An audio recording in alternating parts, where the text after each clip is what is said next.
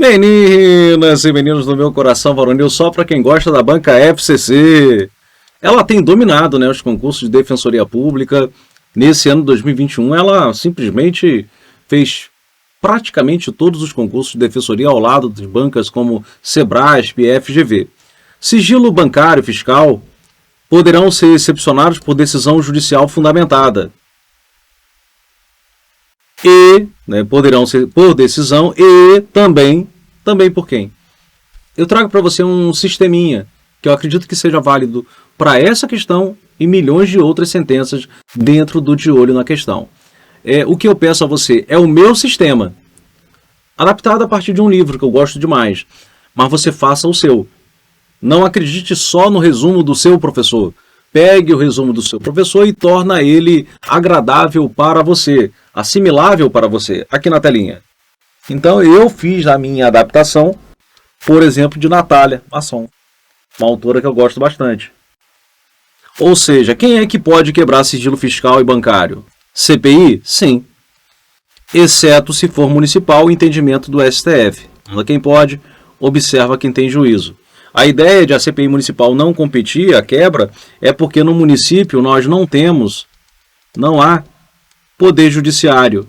E como é um poder investigatório próprio das autoridades judiciais, a CPI pode ser constituída, mas ela vai ter apenas um poder investigatório normal, não próprio de uma autoridade que o município falece ter, que é o poder judiciário.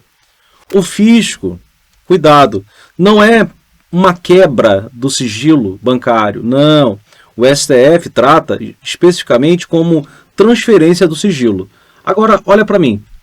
Tecnicamente, transferência do sigilo, não é quebra. Isso foi falado no voto.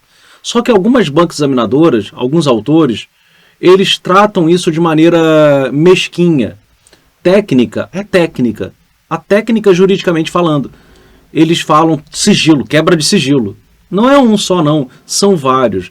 Eu já assisti várias lives de professores e professoras de renome falando em quebra de sigilo pela Receita Federal. E quando a gente lê o voto, o STF falou, não é quebra, não é quebra. Eles falaram dentro do voto, dos seus votos, dos respectivos votos, várias vezes isso. Há uma transferência, quebra não é. Por quê? Porque quando o dado chega dentro da Receita Federal, ele ainda continua em sigilo. Então não houve uma quebra, houve a transferência do sigilo. A Receita pode receber os dados, mas os dados continuam mantidos em sigilo. Então, numa prova escrita, numa prova oral, não fale quebra, fale transferência. Você vai impressionar o seu examinador. Agora, numa prova no estilo múltipla escolha, nem sempre você vai encontrar uma questão tão técnica, tão perfeita. Alguns chamam de quebra de sigilo. Tribunal de Contas, eles também não podem. O Ministério não tem quebra. Olha aqui a mãozinha para baixo. O que eles podem ter acesso são as contas em que transitem recursos públicos. Mais estranho, né? Porque aí realmente é algo normal, né? Um órgão de controle ter acesso ao recurso público. A polícia e defensoria pública não podem. O Fisco MP, eu trago aqui uma informação muito importante para você. São os relatórios de inteligência.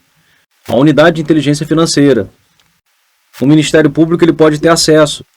O fisco pode transferir para o Ministério Público e por lá mantido o sigilo. Então, voltando à nossa sentença, acho que ficou um pouco mais simples. Receita Federal e Tribunal de Contas, não. Receita Federal vou até considerar como verdadeiro. Tribunal de Contas, não. Desde que terminado pela presidência. Tribunal de Contas, não. Procurador da República, não. Ministério Público não pode. Decisão de comissões parlamentares de inquérito, ok. Ou, excepcionalmente, Ministério Público em caso restrito de investigação de recursos públicos.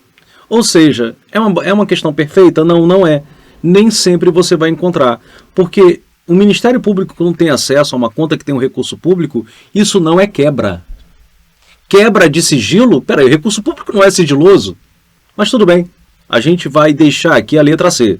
Decisão de autoridade administrativa disciplinar, nem pensar. O máximo que pode acontecer é ela conseguir uma prova emprestada de quem quebrou. Procurador da República, esqueça. Decisão de comissão parlamentar, ok. E excepcionalmente pela autoridade fazendária em caso de evasão de divisas. Excepcionalmente? Não. É algo que já acontece normalmente pelo fisco e não precisa caracterizar evasão de divisas. Então, resposta confirmada, não tão perfeita, acostume-se, letra C, e assim fechamos a análise de mais uma sentença.